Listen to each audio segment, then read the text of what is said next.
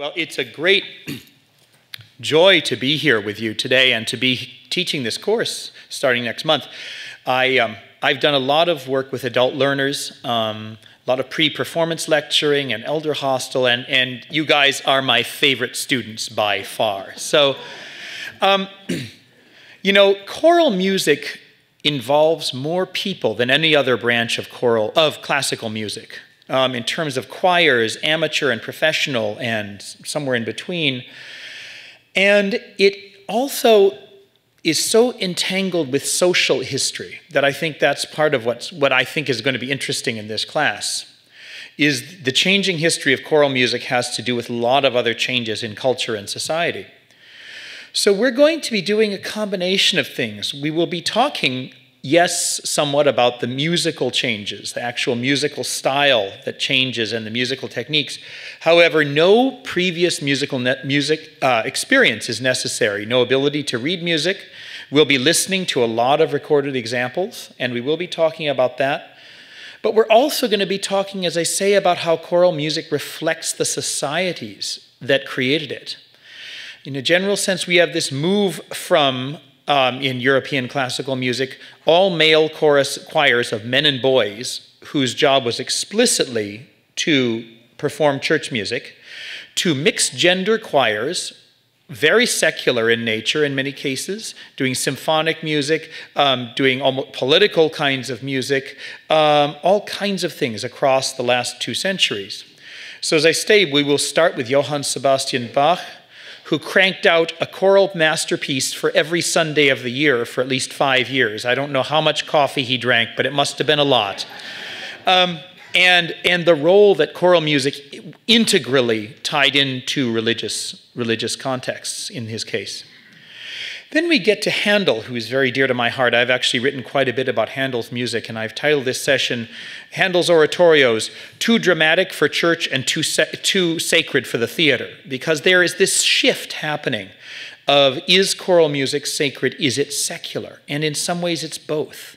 And this is coming out of a practical thing that opera was banned during the religious season of Lent, so Handel invented and pulled together a whole new type of choral music, based on various eclectic things that he had done previously, which was his own creation. And of course, Handel's Messiah has become a mammoth cultural icon, almost kind of eclipsing so much else in the period and kind of distorting it. And we'll talk a little bit about that too. Then we get to Beethoven, who, as always, was crashing through the boundaries of music that had done before, and particularly we're going to talk about his 9th Symphony. Everybody in Beethoven's time, you know, there were certain constants in the world, like gravity and the fact that a symphony doesn't have singing in it. Until you got Beethoven's 9th, here's this chorus and these soloists. And again, what's the text? Not a Christian text specifically, but Schiller's poem of universal brotherhood. So shifting cultural contexts. Later in the 19th century, Verdi's Requiem, this blending of, you know, again, an old sacred text, but done really for a concert performance. And of course, what you have is people attending concerts with the same devotion that they might have attended religious services in previous times. So a whole shift in the culture. Then this session, choral music to the people. These mammoth choral festivals.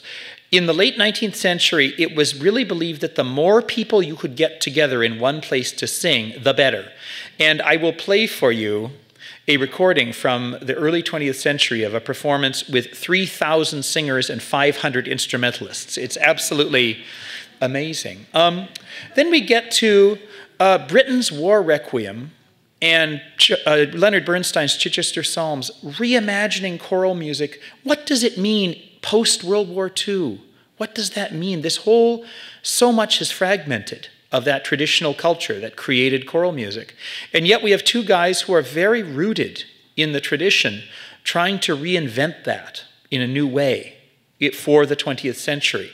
How to be relevant, how to write relevant choral music after, as I say, after the fragmentation of the mid-20th century. So that's a general, and again, like others have said, this will be lots of discussion and conversation, and as I say, lots of playing of music, of recordings. We will have a CD for you to purchase with examples from each of the weeks to take home and listen and think about. So I hope you will come with open ears and join the musical adventure. Thank you.